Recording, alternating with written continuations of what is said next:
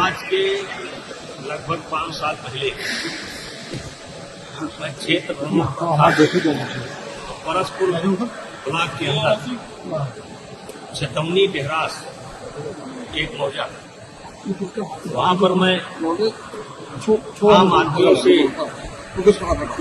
मिल रहा था।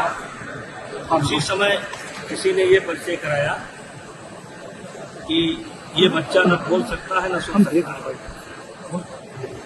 इसी बात पर मैंने उनके परिवार वालों को समझाया कि भाई देखिए, ये बच्चा न बोल सकता है न सुन सकता है, लेकिन भगवान ने इसका शरीर बहुत अच्छा दिया, तो आप इसको लाइए और नंदनी नगर में रख करके हम इसको भगवानी कराएंगे। आज लगभग 5-6 साल से ये बच्चा इसी नंदनी नगर में रह करके अपनी प्रैक्टिस करता है। और कल पहली बार ये किसी कंपटीशन में भाग लिया, क्योंकि इन बच्चों का कंपटीशन साल में एक ही बार होता है। इसकी उम्र अभी 17 साल है और जिनसे इसका मुकाबला था वो कुल पहलवान थे, यानी कि सीनियर है। और इसने एक दिन के अंदर सीनियर में फ्री स्टाइल में भी गोल्ड मेडल प्राप्त किया और सेम डे उसी दिन इसने ग्रीको रोमन स्टाइल में भी गोल्ड मेडल प्राप्त किया।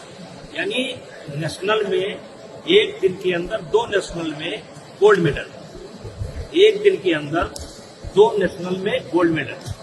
और इस टूर्नामेंट की विशेषता ये है कि जो गोल्ड मेडल लाया है अभी जापान के लिए लड़ने के लिए जाएगा, एशिया चैंपियनशिप में लड़ने के लिए जाएगा, और एक स्टाइल में ये वर्ल्ड का जो कंपटीशन होता है उसमें भी जाएगा।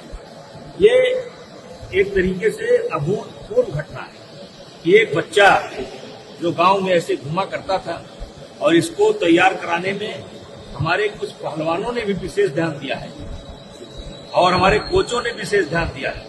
और इसी का नतीजा है कि एक दिन के अंदर 2 मेडल, यानी 2 टिकट करा लिया इसने। एशिया चैंपियनशिप के लिए कराया है जापान का, और वर्ल्ड का भी कराया, मतलब 2 टिकट जहाज पर बैठने का करा लिया है। ये अभूतपूर्व घटना है। आज इसको हमारे हनुमानगढ़ी के पुराने पहलवान हेमंत दास जी ने फूलमाला दे करके आशीर्वाद दिया है।